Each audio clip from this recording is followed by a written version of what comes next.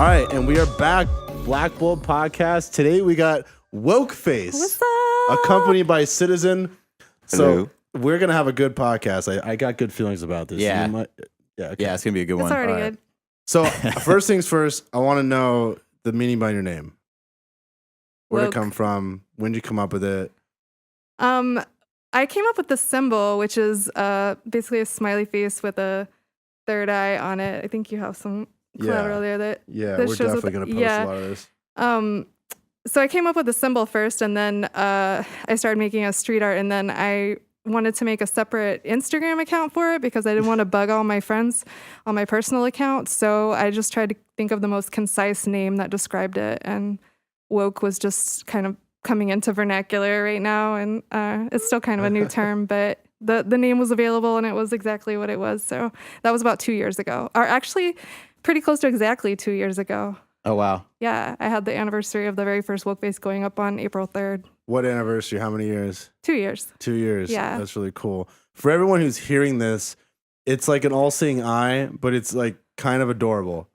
Like, you know what I mean? Like it's a very like kind-looking, cartoonish, all-seeing eye onto different objects, like a taco, a mug, a banana. I'm a fan of it. Yeah, I think the banana is my favorite because he's like sleeping, but he's a banana. I don't know. Who Yeah, doesn't the love eyes a are nice always milk? closed. The main eyes are always closed, but you also kind of have like this pop art style where you have La Woke instead of LaCroix.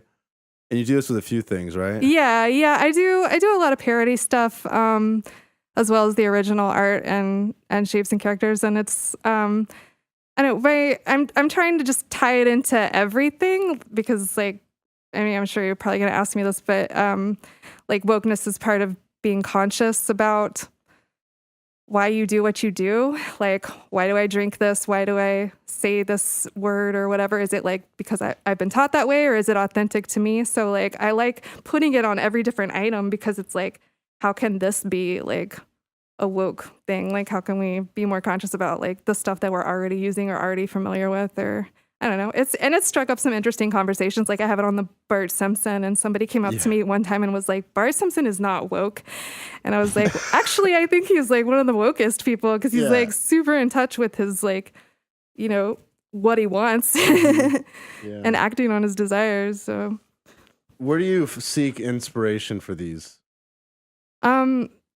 from other, or for the, I guess from artists around me and myself. I mean, most of the stuff that I've made so far and the items are like my favorite things. So, you know, tacos because I love tacos, and Bart Simpson because I love Bart Simpson. And it's just like all of my favorite things and stuff that I enjoy drawing anyway. And then, I bounce off of I get inspired by other artists. I do a lot of collaborations with other artists, which is kind of cool. Like you can stick a third eye on Citizen's Alien or RX Skull's Skull, or, you know, there's a lot of like opportunities to push this concept in different directions.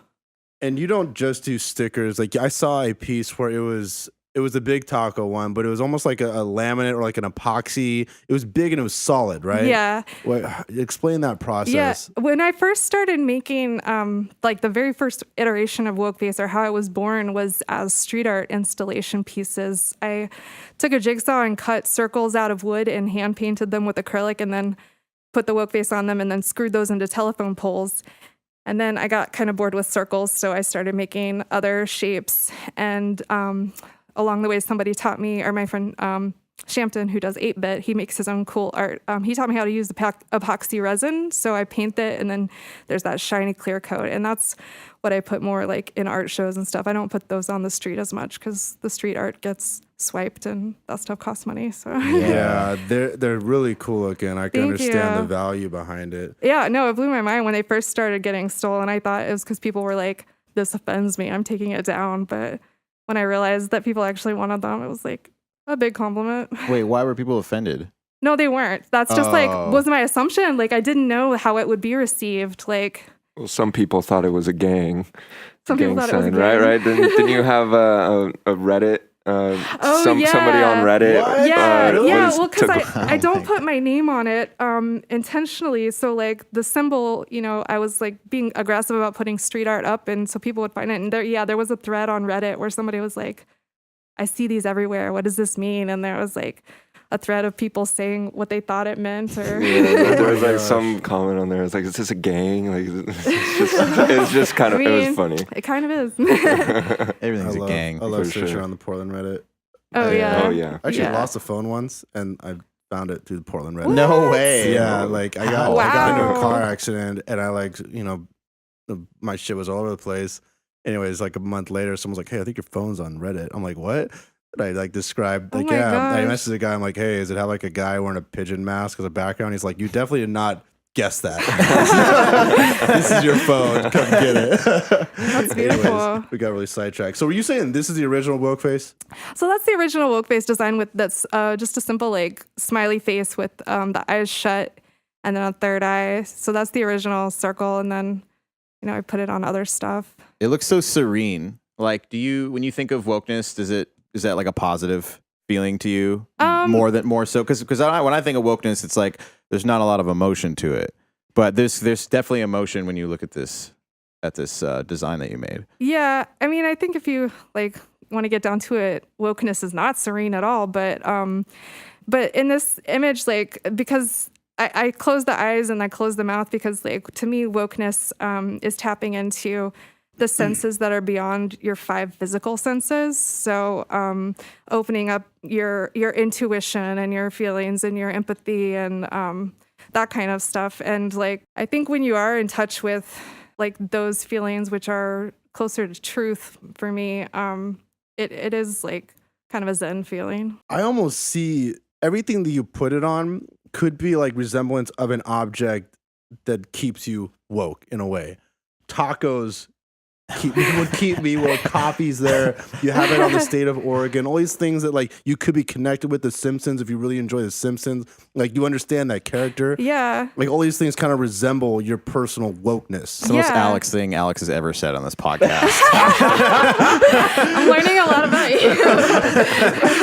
I mean, call me crazy, but that's like when I look at this, I'm like, man, I relate to everything that you just laid out here. Oh, well, yeah, and I think that's like wokeness is relatable. Like, it doesn't have to look like, I don't know, new agey stuff. Like, I believe in a lot of like spiritual ideas, but I also come from a background that's really like agnostic and roll my eyes. Like, I didn't know what a chakra was, and like when moving to Portland, like I don't know, I dumped everything in this category like hippies or whatever, and kind of shrugged it off. But I don't think that this concept like has to conform to a look, or like being woke. It doesn't mean that you look a certain way. It's like accessible. It's just an idea that you can relate to everything in your life. I think it's cool. Thank you. I like what you're doing. Thank you. What would you say that, and we always touch on this for every person, to things that keep you, your mental happiness. How am I saying? I'm saying this wrong. Yeah, so what do you do to keep your head in the game? Like, how do you stay mentally fit, physically fit, whatever you need to do to keep making your art and doing the best you can? That's a good question. I'm still trying to figure that out. Finding a balance. The Wokeface project like has become its own fuel. Like before I was doing that, I was doing graphic design for other people, which for like 12 years, and it was a lot of fun, but not as fun as doing my own stuff. And like this project, I started doing it and I put it out there as street art and didn't know if anybody would connect it to it or not. Didn't really care, but then they did. And like, it's kind of fueled me. It's connected me to other people. And so that has like, I don't know, like it's kind of feeds my energy to keep making it and keep pushing myself. And finding balance has been difficult. Like this project, this new energy brought me out of a depression, and I'm really protective of that. So I try to just like keep going 100%. And it's been a struggle to like stay on top of my health and like remember to feed myself or like sleep or make time for other stuff. Like I've sacrificed like social life and a lot of like aspects of my life because I'm so hyper focused on this, and it's really exciting to me. And it's but paying attention, like if it's not healthy to work myself to exhaustion, and that doesn't help me either. So I don't know. just trying to take it a day at a time and check in with myself, and when run into an issue, like learn from it, because I'm learning a lot through what I'm doing. It's teaching me a lot of new things about myself, and about like giving me reasons to learn different art forms. You know, I never would have learned screen printing or how to do epoxy resin or how to wheat paste or any of that if I didn't have this project, and like connecting to other people who have these skills. It's just like keeps propelling me. Well, that's really cool that you are connecting with other people too, because that just keeps you motivated. And that's really cool that it helped bring you out of a depressive state, because I honestly think finding a creative project is a solution for so many people, but it's really hard to just do. And like, you had a background and you met people that shared the same interests as you, and that makes it a lot easier. But it's a really good thing, and it's a lucky thing, and it doesn't make it easy. It just makes it, you have some resources. Yeah, I would say it's like one of the most helpful things is not comparing myself to others. That kept me from making my own art for a long time, because I would look at my friends who would just like fart out masterpieces, like nothing, like barely looking, and I'm just like, I can't. Like, it was really frustrating. I did all this digital background, but like I couldn't make what's in my head come out on paper. And so then when I just like kind of scrapped that, and I was like, well, what can I do? And like when I decided to make the street art, I was like, okay, I can handle a simple smiley face with an eye on it, and like just like take what I'm already strong at and what I enjoy drawing. And that kind of like gave me the empowerment to keep making. But if I was holding myself to the standard of these other people with skills that I don't have, then like, I didn't even want to try. Yeah. Sorry, go ahead. It might be skills, but you got to focus on a message that is fulfilling to you. Right. And that's what actually means something and makes you feel good about yourself. So I think you definitely took the right path.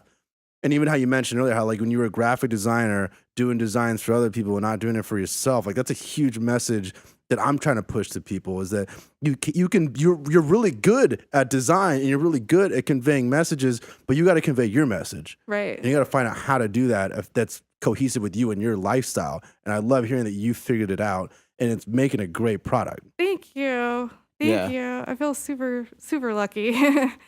Yeah. Yeah, getting involved, just being able to express yourself is too important, and we bring that up a lot. And we've had other people on here say kind of the same thing about comparing yourself to other people and how miserable it makes you. And it's just such a bad road to go down. It's so easy though. You have to be careful, especially with social media. Like social media makes it infinitely worse. Yeah, the trolls. Yeah, you can't listen to stuff. Honestly, to me, if people are talking shit about you, that's a good sign. And I think more people need to realize that, because it's such like, you have to be making an impact for them to feel like they need to talk shit about talking about. Exactly. Right. Yeah. Someone gave me some advice recently that was like, your haters are your biggest fans. Yes. Yeah. No, that's a great way to put it.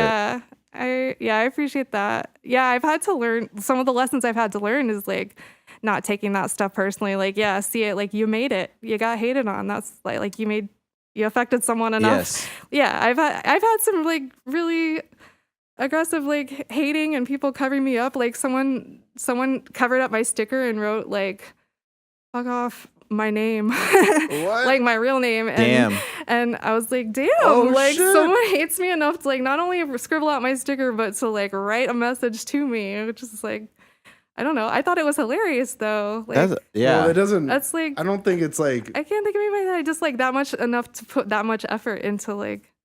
It's almost so personal that it doesn't matter. Yeah. It's like that you just have beef with one person and it has nothing to do with your artwork at all. Yeah, that's what it sounds like. Yeah. Yeah. I mean, there's been various beef and haters, and it was just not just learning to shrug that off and not be too attached to the art that I put out there, like, has helped me a lot. When I first started putting art up, I would spend so much time making these circles, and then they would get taken, sometimes within the same day. And I got really pissed off at people taking them.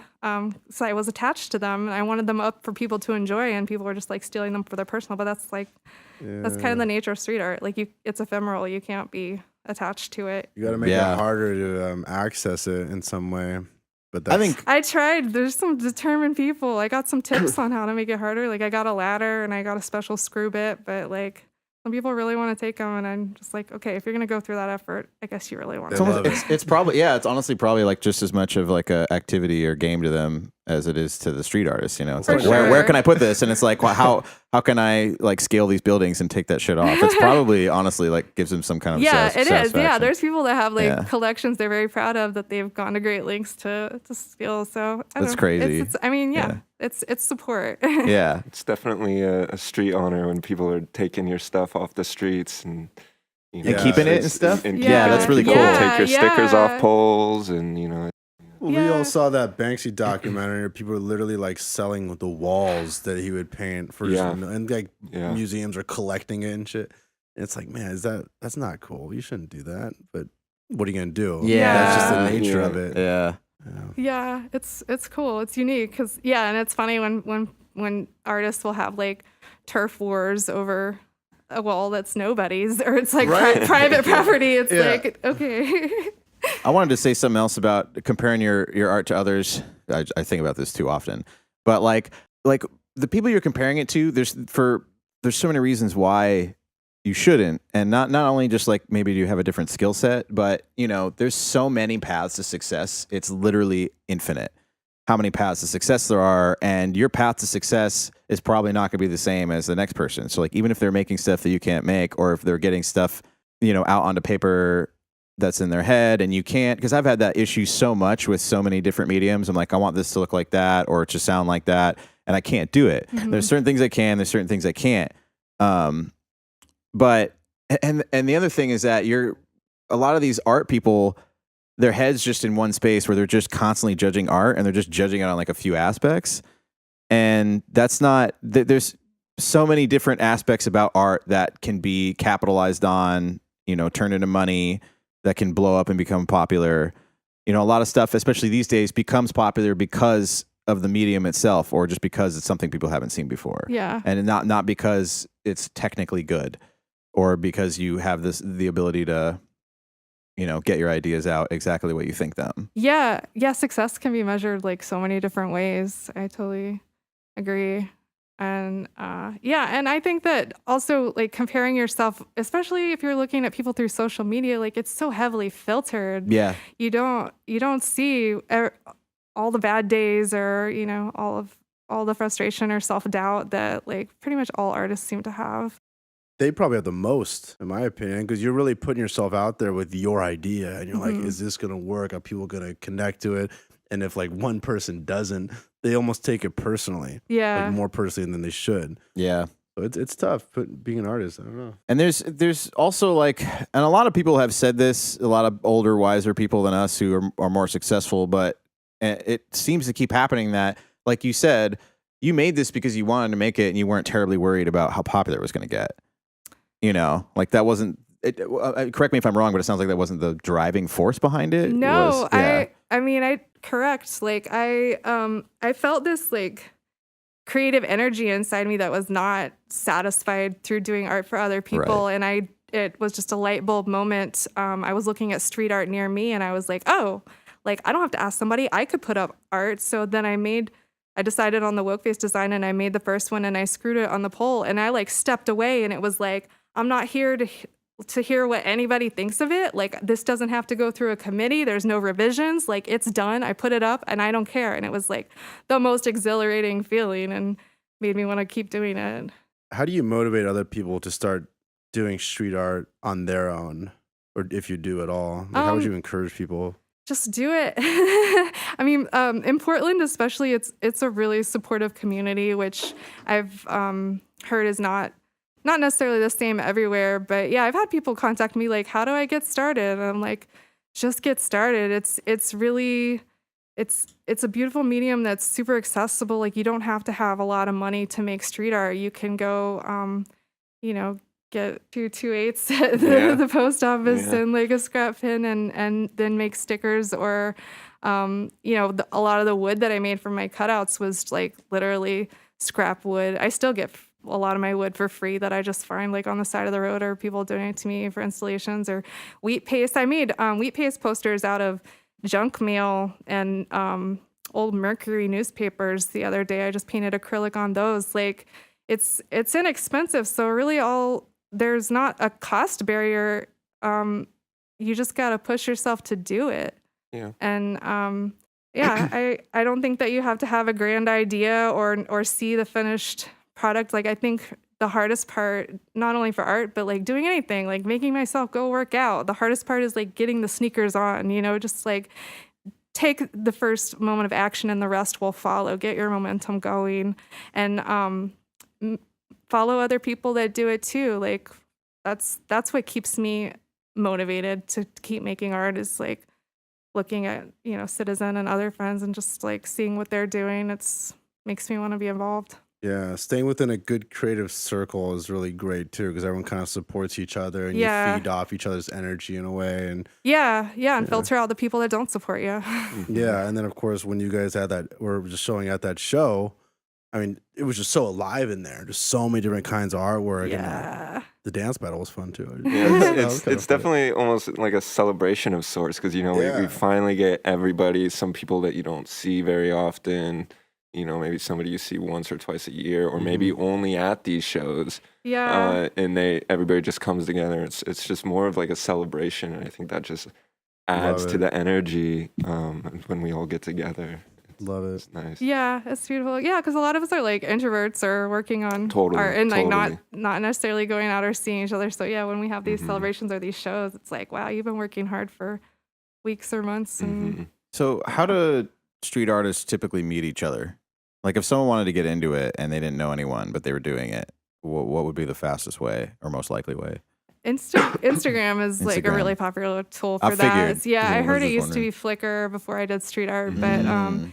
but yeah, it's the way. Like, I didn't even realize that street artists were on Instagram until I started making it and noticing their Yep. names and then looking up their handles, and I was like, oh, there's a huge online community, and they're all really connected, and they all tag each other on the walls. So like, it's not that hard to. Instagram sounds perfect for that. Yeah. It's like weirdly like a technological advancement that just could single-handedly create an entire community. Yeah. As many, it's already created a bunch of different communities, but that's another Yeah. one that you don't Well, think it creates about. a logo one, and like I've met artists all over the world through it. Yeah.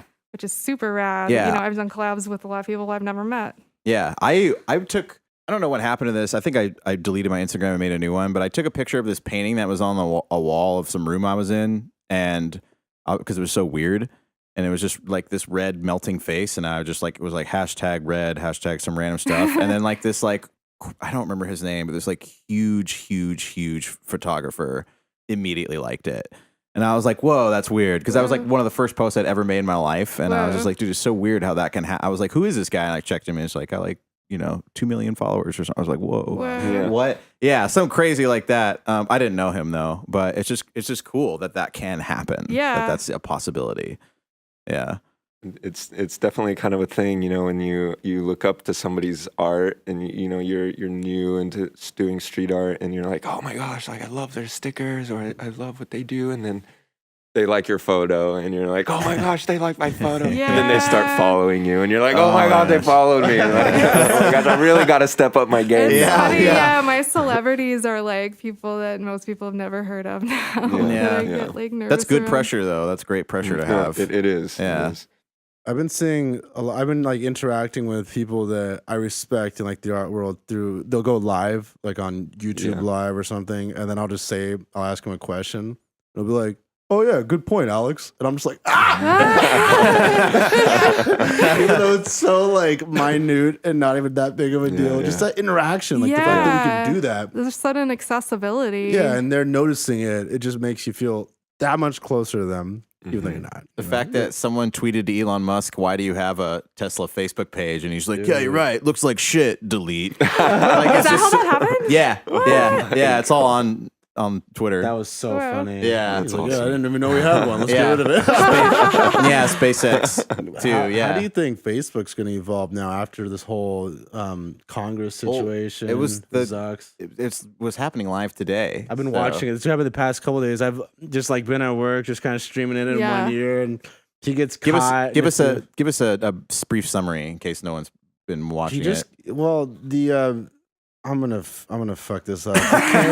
Cambridge Analytica got a lot of the data and information from people, and kind of just started using it in weird ways for their business, for their business, to make money. But one of the good points that I saw, like after the fact, after today, was one of the guys in Congress asked Zuckerberg, like, "Hey, would you mind telling us the hotel you're staying at tonight?" And he's like, "No." He's like, "Well, would you mind showing us like who you've been talking to?" Oh, no. man. He's like, "I think that's what we're getting at right now." And he was like, "Oh, Man, that was like the only He didn't moment see where where that was leading. that That's- that was like the only Wow. moment where he was like, he got caught. Oh, You know? that's beautiful. yeah, that's crazy. Yeah, but that is the kind of information. Like they're tracking your location, they're seeing who you talk to. Yeah, They have all that stuff. yeah. You can talk about something that you like. Your Yes. phone will hear it. Yes. And then you'll Yes, see yeah. ads Yeah. on it. That shit's Drives the me worst. And it's I hate. just, That's happened to me so many times. I said something like football helmet logo out loud, and then I typed into Google like FOO, and it was like football helmet logo, and I was Yeah. like, "What the fuck, guys?" Yeah. It was so bad. I was okay. I was crying the other day because I cry every day. Not always sad, but like I was just like crying, and then my Instagram like sponsored ad was like, "Do you need a therapist to talk to?" Oh my God. Like, I'm not Dude, even I keep kidding. getting I keep getting those too, and I don't understand why. Like, what am I doing that's making them think? And I honestly hate those so much, especially because I'm a psychology student, and they're just evil. They're Yeah. just super evil. The way that they're advertising those to you is not cool. It's like trying to make you sad, Yeah. so that you'll be like, I am sad, and click on it. It's like, if you are sad and you need or want help, you should get it.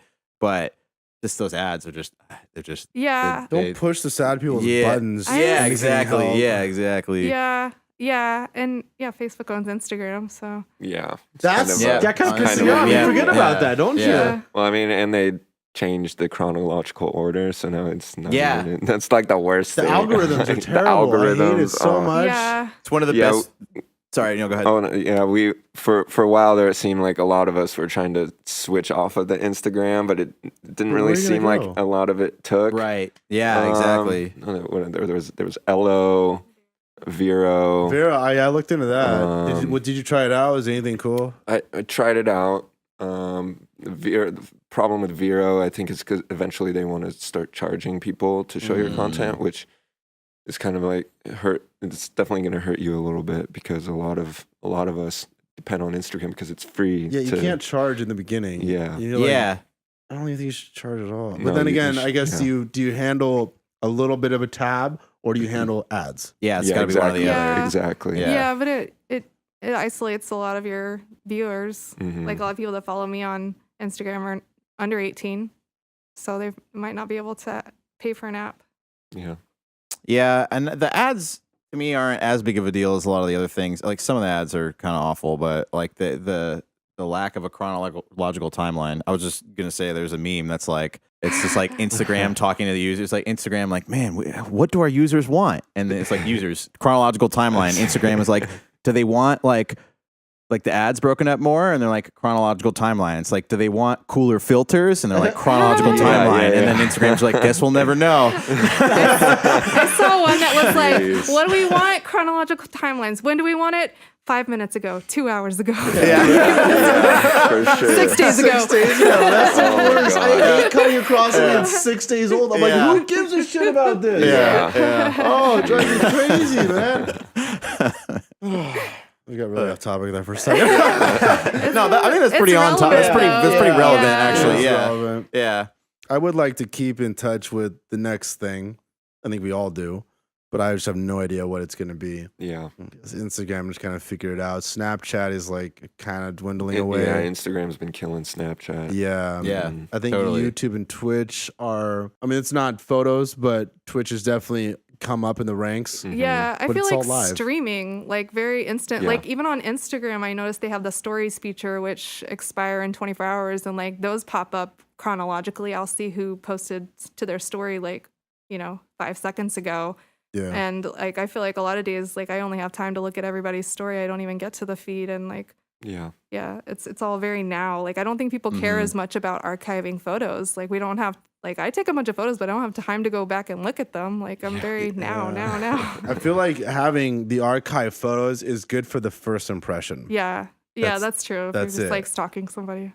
Yeah, you're like, am I gonna follow this person? Yeah. I look, and I can like see that whole screen. How does that whole screen look? Follow or not? Yeah. No one scrolls. Yeah. Just look at that for those first like Yeah. 9 photos that pop up. Yeah. Yeah, what is it about photography that's so immediate? Because you could, if you heard about a podcast that sounded like incredibly interesting that was done 2 years ago, you'd be like, oh, I want to listen to that. I want to hear these people, two people talk. But someone's like, hey, I took this photo 2 years ago. It's going to take me a second to find it. You'd be like, dude, I can look at like 10,000 photos in that amount of time, and I will not care by then. I don't know. I see what you mean though about podcasts. Like I used to have this favorite podcast. It was about like, it was almost like philosophical marketing strategy from this guy, Brian Adams. I loved his name was Brian Adams. I was like, man, you probably get mixed up with a rock star a lot. Oh, yeah. But he's not. But yeah, it just stopped one day and I was kind of sad. And I just kind of like, I love that idea of like the philosophical marketing strategy. Nick's laughing at me. Yeah, I tell wacky stories sometimes, Nick. Yeah. Nick's always sitting behind the camera just laughing at us. Yeah, no one knows. Doesn't have to show his face. Him and his nose ring just dangles around. Nose ring and ponytail. He shakes it around. Yeah, he refuses to be on That's too camera. funny. Okay, so what you got anything coming up? Anything that you want to let people know about? Anything that's important to you that you want to get out there?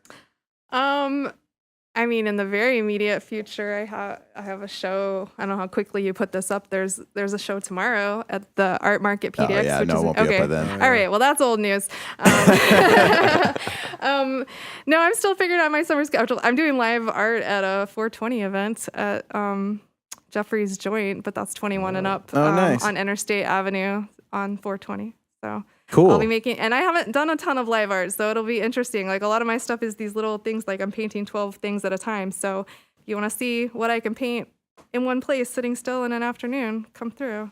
And then I always post events to my Instagram. I'll be doing a lot of like pop-up shows and various things like that in the summer. Summer's really active for street art because it's not raining and we can put a bunch of art up. We all come out to play. Yeah. Yeah. And of course, you have a website, wokeface.com. Wokeface.com, Wokeface on Instagram. I have it on Facebook. And yeah, but the website's got the most. We'll be sure to post all social links. And I think that's about it. Yeah. Anything else? Thank you. Yeah. Well, thanks a lot for coming on. This is a great podcast. Thanks for It was having a lot of me. fun. Really good insight. Yeah, it was nice to have Citizen back. I'm glad I mic'd you. It was the right choice. Thank you. And again, thanks for coming on. And we will see you guys next week. Like and subscribe. Yeah. Peace out. Bye.